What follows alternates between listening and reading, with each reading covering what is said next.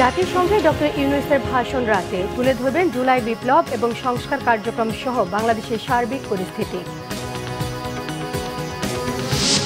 গণবিপ্লবে শহীদের চেতনা ধারণ করে গণতান্ত্রিক বাংলাদেশ গঠন করতে হবে মন্তব্য সালাউদ্দিন আহমেদের। স্বাস্থ্য খাতে লুটপাটকারীদের সরানোর দাবি ডাক্তার জাহিদের। মুন্সিগঞ্জের প্রত্নতত্ত্ব নিদর্শনগুলোকে বিশ্ব ঐতিহ্যের অংশ হিসেবে অন্তর্ভুক্তির চেষ্টা চলছে জানিয়েছেন উপদেষ্টা আসিফ নজরুল। দেখছিলেন ক্রাউন সিমেন্ট সংবাদ শিরোনাম, এবারে বিস্তারিত। আজ জাতিসংঘের ৭৯তম অধিবেশনের মূল পর্বে ভাষণ দেবেন অন্তর্বর্তীকালীন সরকারের প্রধান উপদেষ্টা ডক্টর মোহাম্মদ ইউনূস। বাংলাদেশ সময় রাত ৯:৩০ থেকে ১০টার মধ্যে তার ভাষণ দেওয়ার কথা রয়েছে। এর আগে সফরের তৃতীয় দিনে যুক্তরাষ্ট্রের পররাষ্ট্রমন্ত্রী অ্যান্টনি ব্লিনকেন, জাতিসংঘের মহাসচিব অ্যান্টনি গুতেরেস সহ নেদারল্যান্ডের প্রধানমন্ত্রী এবং বিভিন্ন সংস্থার প্রধানদের সঙ্গে সাক্ষাৎ করেন নোবেল জয়ী এই অর্থনীতিবিদ, বাংলাদেশের প্রধান উপদেষ্টা। আজ দেশের অন্তর্বর্তী সরকারের প্রধান হিসেবে জাতিসংঘে ডক্টর ইউনূসের এটি প্রথম ভাষণ। জানা গেছে, ভাষণে বাংলাদেশের সম্প্রতি ঘটে যাওয়া জুলাই বিপ্লব ছাড়াও দেশের সার্বিক পরিস্থিতি এবং তার সরকারের নেওয়া আগাম কর্মসূচি এবং বিশ্ব পরিস্থিতি তুলে ধরবেন। শুক্রবার জাতিসংঘের মূল মঞ্চে ভাষণ দেওয়া ছাড়াও সাক্ষাৎ হবে মালদ্বীপের প্রেসিডেন্ট মোহাম্মদ মুইজ্জুর সঙ্গে।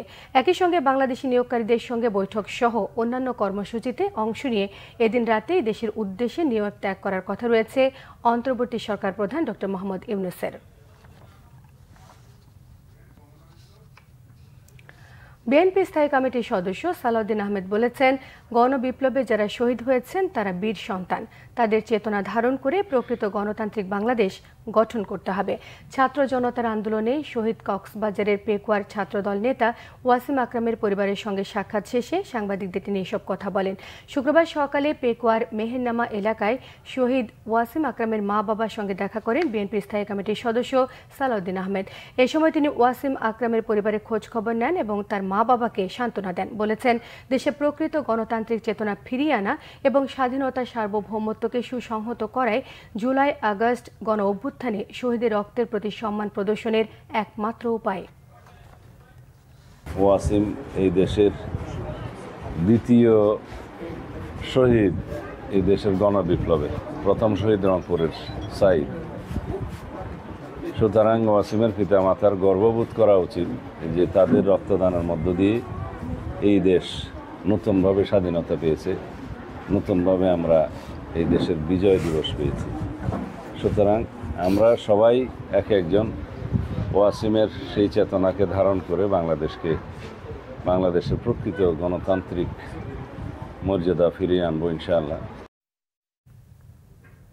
গেল ১৭ বছরের স্বাস্থ্য খাতে লুটপাটকারীদের দ্রুত সরানোর দাবি জানিয়েছেন বিএনপি স্থায়ী কমিটির সদস্য ডাক্তার AJM জাহিদ হোসেন। তিনি বলেছেন, নইলে মানুষ সরকারের বিরুদ্ধে ফুঁসে উঠতে পারে। দুপুরে রাজধানী মহাখালীতে ইনস্টিটিউট অফ হেলথ টেকনোলজি মিলনায়তনে বিশ্ব ফার্মাসিস্ট দিবস উপলক্ষে আয়োজিত সমাবেশে স্বাস্থ্য উপদেষ্টার উদ্দেশ্যে তিনি এসব কথা বলেন।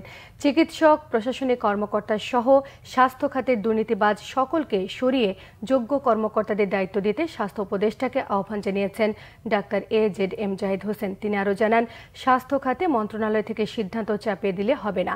এটি টেকনিক্যাল সেক্টর, এখানে স্বাস্থ্য অধিদপ্তরের পরামর্শে কাজ করতে হবে। যত দ্রুত এই পদক্ষেপগুলো নেওয়া হবে অন্তর্বর্তীকালীন সরকারের জন্য ততই ভালো হবে। সংস্কার ও নির্বাচনের জন্য বেশি সময় নিলে তৃতীয় পক্ষ মাথা তুলে দাঁড়ানোর সাহস পাবে বলে মন্তব্য করেছেন বাংলাদেশ জামায়াতে ইসলামের আমির ডাক্তার শফিকুর রহমান।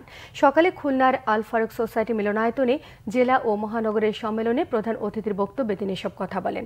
এ সময় জামায়াতের আমির বলেছেন, যৌক্তিক সময়ের মধ্যে সংস্কারের রোডম্যাপ ঘোষণা করতে হবে এবং নির্দিষ্ট করতে হবে নির্বাচনের রোডম্যাপও। আর সরকার কথা না শুনলে প্রতিবাদে নামবেন তারা। সে সময় কারোর সঙ্গে আপোষ নয় বলেও জানিয়েছেন ডাক্তার শফিকুর রহমান। যে এই সরকারকে গুরুত্বপূর্ণ কিছু বিষয়ে সংস্কার করতে হবে, এই সংস্কারের একটা রোডম্যাপ ঘোষণা করতে হবে। কি কি বিষয়ে তারা সংস্কারে হাত দেবেন, সম্পন্ন করবেন এবং কতটুকু সময়ের জন্য তারা নেবেন। আমরা বলেছি যে সংস্কারের ব্যাপারটার উপরে নির্ভর করবে এই সময়টা কতটুকু হবে। আমরা এখনই সুনির্দিষ্ট কোনো সময় বলতে চাচ্ছি না, তবে হ্যাঁ, এটা বছরের পর বছর হওয়া উচিত নয়। তাহলে আগাছা জন্ম নেওয়ার সমূহ সম্ভাবনা রয়েছে। সমাজের শৃঙ্খলা ভেঙে পড়ার আশঙ্কা আছে। তৃতীয় পক্ষ জুলুমবাজরা আবার মাথা তুলে দাঁড়ানোর প্রয়াস চালাতে পারে। তবে এটা ঠিক, একটা দেশে যারা জনগণের উপর গণহত্যা সংগঠন করেছে, গণহত্যাকারীদের জনগণের ময়দানে রাজনীতি করার কোনো অধিকার থাকতে পারে না। শেখ হাসিনা সরকারের আমলে কারাবরণ এবং জুলুম নির্যাতনের শিকার হওয়া দৈনিক আমার দেশ পত্রিকার সম্পাদক মুসলিম সাংবাদিক মাহমুদুর রহমান দেশে ফিরেছেন। বিমানবন্দরে তাকে স্বাগত জানান সাংবাদিক নেতৃবৃন্দ সহ হাজারো ছাত্র জনতা। তাদের উদ্দেশ্যে তিনি বলেন, পরাজিত শক্তি বিদেশে বসে বিপ্লব নস্যাতের ষড়যন্ত্র করছে, ঐক্য ধরে রাখার আহ্বান জানিয়েছেন তিনি। আজ সকাল 9টার দিকে ঢাকার হজরত শাহজালাল আন্তর্জাতিক বিমানবন্দরে পৌঁছান তিনি। শেখ হাসিনার সরকারের সময় সাংবাদিক মাহমুদুর রহমানের বিরুদ্ধে সারা দেশে 124টি মামলা হয়েছিল। 2010 সালের জুনে প্রথম দফায় আমার দেশ পত্রিকা বন্ধ করা সহ সম্পাদক মাহমুদুর রহমানকে আটক করা হয়। দ্বিতীয় দফায় 2013 সালের 11 এপ্রিল আমার দেশ বন্ধ করে মাহমুদুর রহমানের বিরুদ্ধে দেওয়া হয় বিভিন্ন মামলা। রিমান্ডে নিয়ে চালানো হয় অমানবিক নির্যাতন। পরবর্তীতে এক মামলায় মাহমুদুর রহমান এবং তার স্ত্রীকে 7 বছর কারাদণ্ড দেন আদালত। এরপরই তাকে দেশ ছাড়তে বাধ্য করে তৎকালীন সরকার। সারা দেশে টানা কয়েকদিনের বৃষ্টির পর তাপমাত্রা বৃদ্ধির আভাস দিয়েছে আবহাওয়া অধিদপ্তর। তবে আগামী 2-1 দিন থেমে থেমে বৃষ্টিপাতের সম্ভাবনা রয়েছে। আবহাওয়া অধিদপ্তর জানিয়েছে, বঙ্গোপসাগরে লঘুচাপ কেটে যাওয়ায় শুক্রবার থেকেই দেশের বেশিরভাগ জায়গায় বৃষ্টিপাত কমে যাবে। তাপমাত্রা বাড়তে পারে 1 থেকে 3 ডিগ্রি সেলসিয়াস পর্যন্ত। ফলে আগামী কয়েকদিন গরম বেশি অনুভূত হতে পারে। সকালে রাজধানীতে সূর্যের দেখা মেলায় রাস্তায় গাড়ি চলাচল ছিল স্বাভাবিক। তবে ঢাকা সহ দেশের বিভিন্ন স্থানে থেমে থেমে বৃষ্টি হয়েছে। পরিস্থিতি স্বাভাবিক হওয়ায় নদী এবং সমুদ্র বন্দরগুলো থেকে সব ধরনের সংকেত তুলে নেওয়া হয়েছে। আবহাওয়া দীর্ঘমেয়াদী পূর্বাভাসে বলা হয়েছে, টানা কয়েকদিন তাপমাত্রা বৃদ্ধির পর আগামী মাসের শুরুতে আবারও সারা দেশে বৃষ্টিপাত বাড়তে পারে। গত 24 ঘন্টায় সর্বোচ্চ বৃষ্টিপাত হয়েছে দিনাজপুরে 197 ডিগ্রি সেলসিয়াস আর ঢাকায় 70 ডিগ্রি সেলসিয়াস। ভারতের মহারাষ্ট্রে মহানবী হজরত মোহাম্মদ সাল্লাল্লাহু আলাইহি ওয়াসাল্লামকে নিয়ে কটূক্তির প্রতিবাদে সারা দেশে বিক্ষোভ মিছিল করেছে বিভিন্ন সংগঠন এবং শিক্ষা প্রতিষ্ঠানের শিক্ষার্থী সহ সাধারণ জনতা। ধর্মীয় অনুভূতিতে আঘাতের প্রতিবাদে মানববন্ধন বিক্ষোভ মিছিল হয়েছে সিলেটে। জুমার নামাজ শেষে মিছিল নিয়ে মহানগরীর বিভিন্ন সড়ক প্রদক্ষিণ করে মুসল্লিরা। কটূক্তির প্রতিবাদে বিক্ষোভ সমাবেশ হয়েছে চট্টগ্রামে। নগরীর সাধারণ শিক্ষার্থীরা এর আয়োজন করে। কটূক্তির প্রতিবাদে অন্তর্বর্তী সরকারের পক্ষ থেকে ভারত সরকারের কাছে প্রতিবাদ জানানোর দাবিতে বিক্ষোভ সমাবেশ হয়েছে বগুড়াতেও। জুমার নামাজ শেষে শহরের বিভিন্ন মসজিদ এবং মাদ্রাসা থেকে ছাত্র শিক্ষকরা এতে অংশ নেন। বিক্ষোভ মিছিল এবং সমাবেশ হয়েছে নাটোরে। বাদ জুমা কেন্দ্রীয় মসজিদের সামনে থেকে মুসল্লিরা একটি বিক্ষোভ মিছিল নিয়ে শহরের প্রধান প্রধান সড়ক প্রদক্ষিণ করে। বিক্ষোভ হয়েছে মানিকগঞ্জে। খেলাফত মজলিসের আয়োজনে একটি মিছিল শহরের বিভিন্ন সড়ক প্রদক্ষিণ করে। এতে উপস্থিত ছিলেন জেলা খেলাফত মজলিসের নেতারা। মহানবীকে নিয়ে কটূক্তির প্রতিবাদে বিক্ষোভ হয়েছে পিরোজপুরে। জুমা নামাজ শেষে জাতীয় উলামা মাশায়েখ আইম্মা পরিষদের জেলা শাখার আয়োজন করে। দিনাজপুরে কটূক্তির প্রতিবাদে আলাদাভাবে বিক্ষোভ করেছে বিভিন্ন সংগঠন। দুপুরে তৌহিদি জনতার ব্যানারে একটি বিক্ষোভ মিছিল শহরের বিভিন্ন সড়ক ঘুরে আসে।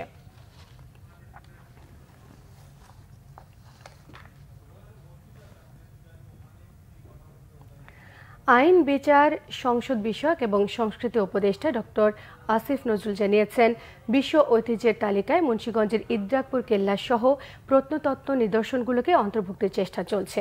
সকালে মুন্সিগঞ্জ শহরের কোটগাঁও এলাকায় ইদ্রাকপুর কেল্লা পরিদর্শনে গিয়ে তিনি সব কথা জানিয়েছেন। তিনি আরও বলেন, প্রত্নতত্ত্ব অধিদপ্তরের আওতাধীন যে সকল স্থাপনাগুলো আছে সেগুলো সরেজমিনে দেখতে চান তিনি। ইদ্রাকপুর কেল্লা, লালবাগ কেল্লা সহ এরকম নিদর্শনগুলো ওয়ার্ল্ড হেরিটেজ তালিকায় অন্তর্ভুক্ত করার চেষ্টা করছেন বলেও জানিয়েছেন আইন উপদেষ্টা।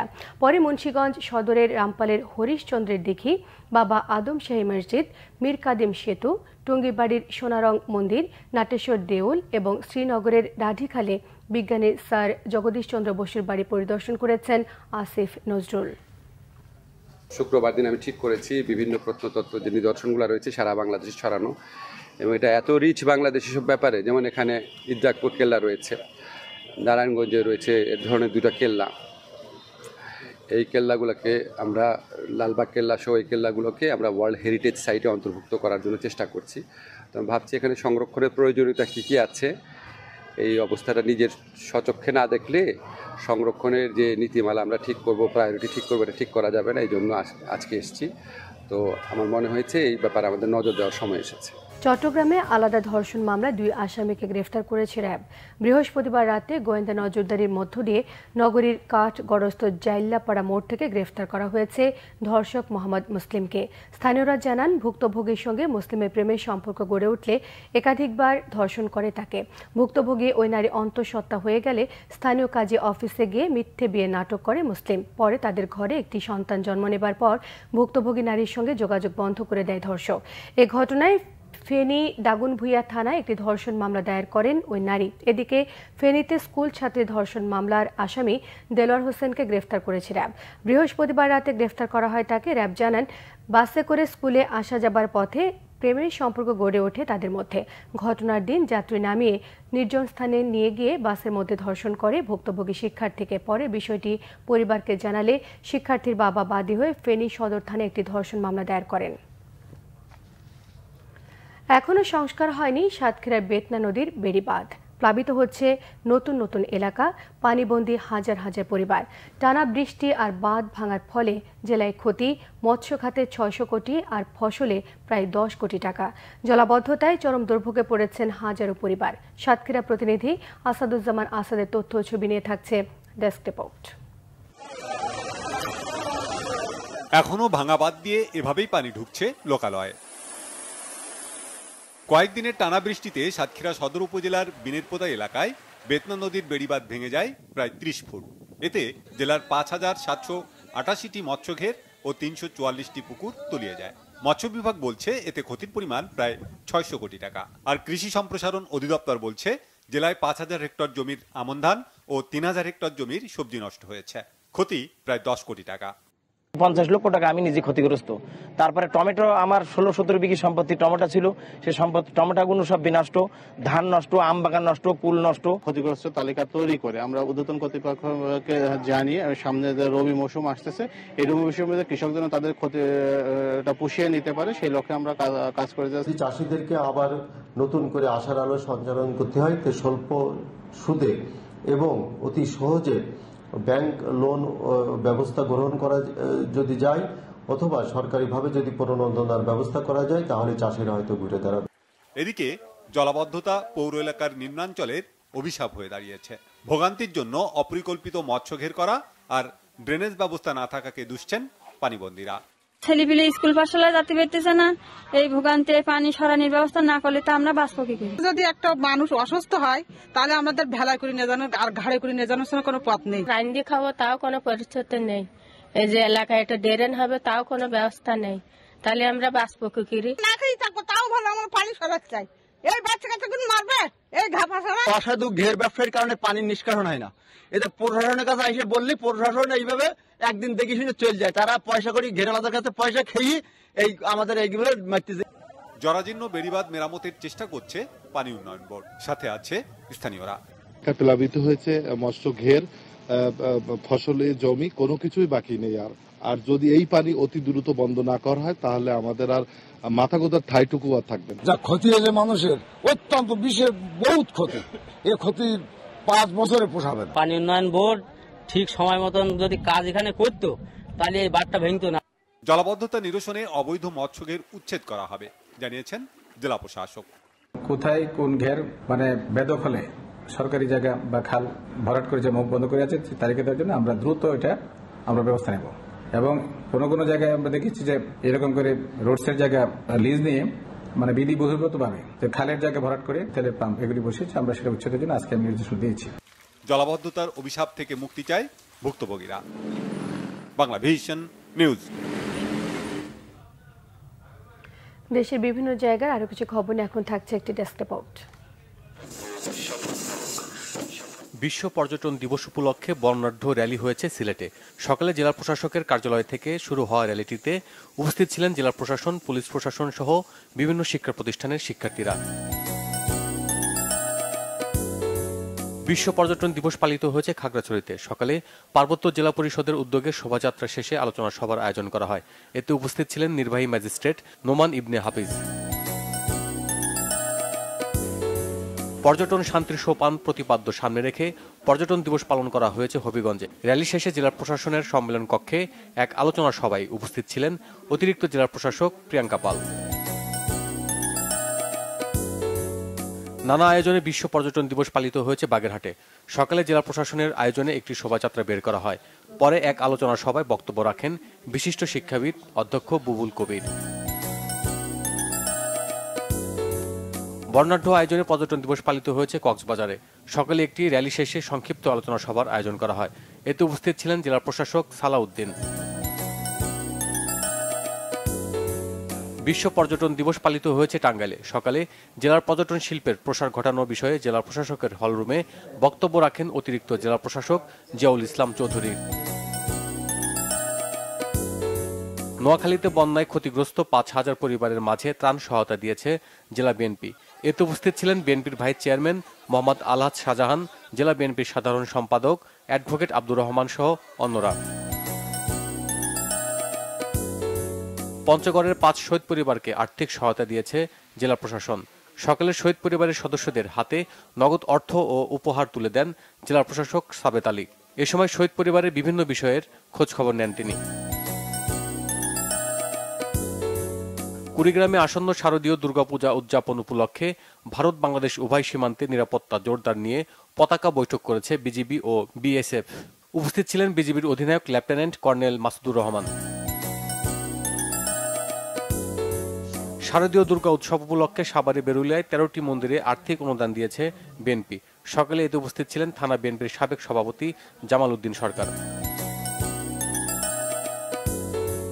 2 দিনব্যাপী অ্যাস্ট্রো বিজ্ঞান মেলা শুরু হয়েছে রাজশাহীতে। মেলার উদ্বোধন করেন বঙ্গবন্ধু নব থিয়েটারের মহাপরিচালক নুরুল আলম সহ অন্যরা। Bangla vision news desk. সংবাদ শেষ করব ক্রাউন সিমেন্ট শিরোনামগুলো আর একবার জানিয়ে দিয়ে। জাতিসংঘে ডক্টর ইউনূসের ভাষণ রাতে তুলে ধরবেন জুলাই বিপ্লব এবং সংস্কার কার্যক্রম সহ বাংলাদেশের সার্বিক পরিস্থিতি। গণবিপ্লবে শহীদদের চেতনা ধারণ করে গণতান্ত্রিক বাংলাদেশ গঠন করতে হবে মন্তব্য সালাউদ্দিন আহমেদের। স্বাস্থ্য খাতে লুটপাটকারীদের সরানোর দাবি ডাক্তার জাহিদের। মুন্সিগঞ্জের প্রত্নতত্ত্ব নিদর্শনগুলোকে বিশ্ব ঐতিহ্যের অংশ হিসেবে অন্তর্ভুক্তির চেষ্টা চলছে জানালেন উপদেষ্টা আসিফ নজরুল।